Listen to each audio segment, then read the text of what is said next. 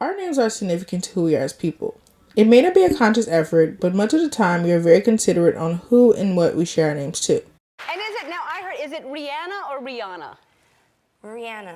In the entertainment industry, it has become somewhat customary for people to adopt stage names for a multitude of reasons. I'm your Hove, you're my Hove, I'm J Hope. Hope right here! The reasons are specific to the person, but all in all, it is a boundary that one creates, and in this case, it is with their audience. For celebrities, their names are just the tip of the iceberg when it comes to boundaries being established. As the concept of the celebrity continues to evolve, so does the meaning and parameters of what boundaries are being enforced and which ones are being recognized. During the early days of the golden age of Hollywood, actors and actresses were not formally known by their given names. As a way to control the actors and actresses, the studios did not want to give them the opportunity to use their real names because it would lead to them knowing their worth. In an article from The Guardian, Newcastle University senior lecturer Andrew Schell is quoted saying, "It's difficult to overemphasize how averse filmmaking companies were to launching a star system," says Schell. Publicity for an employee puts power in the hands of someone who is supposed to have sold their labor, which is a bit like handing them back some of their wages. By 1912, says Schell, most studios in Europe and the US were promoting their stars on posters and in the press. A star system only emerged because new risks arose that made having a star system a bit less risky economically than not having one, says Schell. The introduction of identifying the star by their names instead of the studio they were assigned to led to a new way of cultivating a system which allowed them to be accessible to the public. And this system, known as the star system, would change the relationship between the star and their audience forever.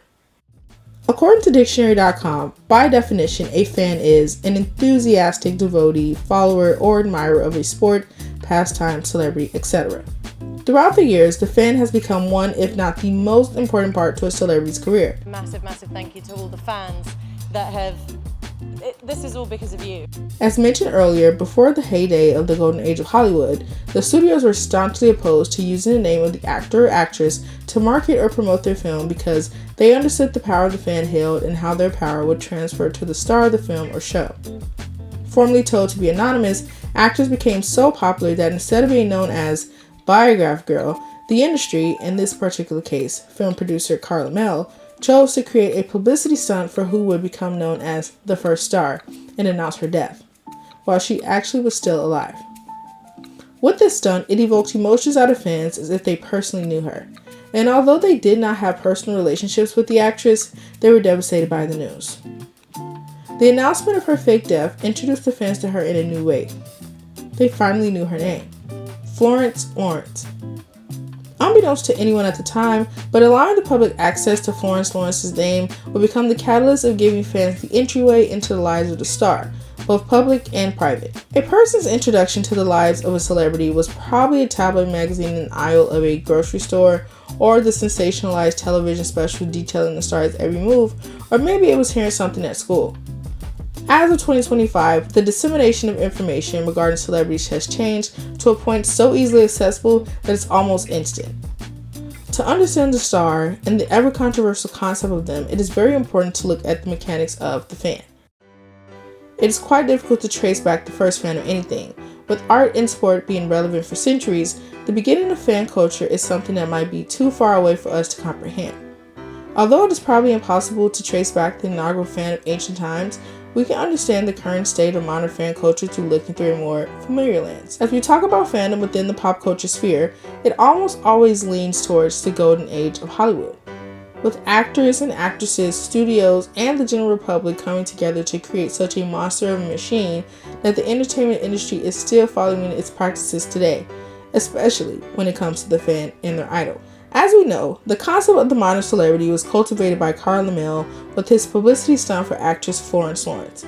In Understanding Fandom, an introduction to the study of media fan culture, Arthur Mark Duffin notes that when Carl Laemmle Sr., the head of independent moving picture company, publicized the name of his actress due to public demand in 1910, the star system was born.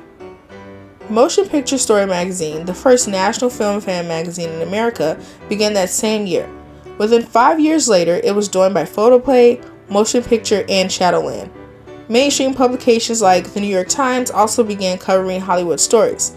Some of the first fan clubs emerged around this time. By By 1912, all the major film companies, except for D.W. Griffith's Biograph, revealed the names of leading studio actors. The introduction of the star system was able to give way to multiple avenues for fans to consume content and interact with their idols' work outside of a theater. One of the ways fans contributed to the system was through fan clubs. As a way to connect with fans and their celebrities' content outside of their main work, the fan clubs were created. People who belonged to fan clubs were essentially unpaid marketing interns. They promoted their celebrity and their brand. They crafted their career in such a way that studio heads were listening to them. In an article on encyclopedia.com titled Fans and Fan Clubs, it goes into heavy detail on the concept of fan clubs and their purpose during the time. Early movie fan clubs, for example, practiced boosting, in which they flooded studio executives with letters of support of their favorite stars in order to help them land better roles. Many clubs also responded with angry petitions and letters to any perceived slights of their stars by the studios or the press. At this point in the golden age of Hollywood, it signified a change in how fans saw celebrities. It also set a precedent on what would be tolerated from the fan if the studios wanted to continue to make profits off of them. The boundaries between both the fan and the star will continue to grow into something that will psychologically affect the star, but also the fan as well. There are multiple reasons as to why someone would become a fan of something, but it all boils down to feeling connected. More often than not, the celebrity serves as a barometer for what is cool, trendy, and relevant. Many of us take inspiration from people in media, but to be a fan of someone, this feeling can feel exponentially more intense. The celebrity can often serve as a way for people to form their identity or project themselves onto said celebrity. The term parasocial entered the current cultural zeitgeist as a popular thing to say when people began to become frustrated with celebrity culture.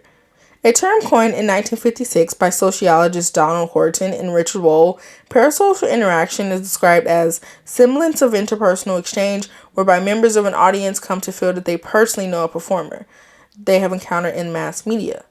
The relationship that forms between the fan and the celebrity can be identified as such. With the media playing a role in advertising certain celebrities and their extracurriculars, the fan is often persuaded to feel influenced by their large fame and prowess. In the first season of Friends, Jennifer Aniston debuted a new haircut which then became known as the Rachel, the name of her character on the show. The haircut was such a popular landmark moment for the show and for Jennifer Aniston/Rachel that it took on a life of its own. Because of the popularity of Friends and Jennifer Aniston as an actress, the haircut was requested by millions of people and it solidified itself as a staple in pop culture history. The Rachel haircut connected fans to Jennifer Aniston and Rachel in a way that they felt that they could project themselves onto her. In an article for Allure magazine, Patricia Alfonso Tortellini writes, "In the spring of 1997, nothing, and I mean nothing, was more stylish than Jennifer Aniston's Friends character Rachel Green and her iconic face-framing haircut.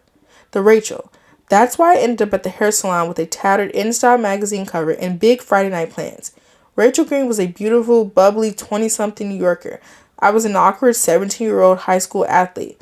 But every Thursday at 8 p.m., what I saw in Rachel felt exactly what I was lacking, right down to the effortless haircut." From seeing Jennifer Aniston on screen every week and in the media, it was almost impossible for people to not form a parasocial relationship with her. After 3 decades since Friends ended, Jennifer Aniston revealed how Rachel Green was so attached to her personal self that it was difficult to do anything else. You just exhaust yourself. I mean, I could not get Rachel Green off of my back for the life of me. I could not escape. Yeah, just Rachel from Friends, just Rachel from Friends. And I'd be like, and it's on all the time. And you're just like, stop playing this fucking show. Jennifer Aniston, like other actresses before her and ones after her as well, struggled with the boundary of herself in juxtaposition to the character she played and the persona she shared with her audience.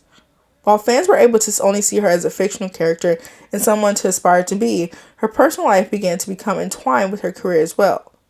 Having nothing to do with her career as an actress, fans in the media became entranced with Aniston's divorce to Brad Pitt, which then exploded into a public teen war between her fans and Angelina Jolie fans. Although the media continued to propagate these very personal issues between the celebrities, the fans also participated in crossing significant boundaries due to the fame of these celebrities. The fan is responsible for their actions in response to celebrity content, but the celebrity also has a specific role that they are responsible for in regards to their fans. The parasocial relationship with the artist is curated by artists even if they are not willingly doing so.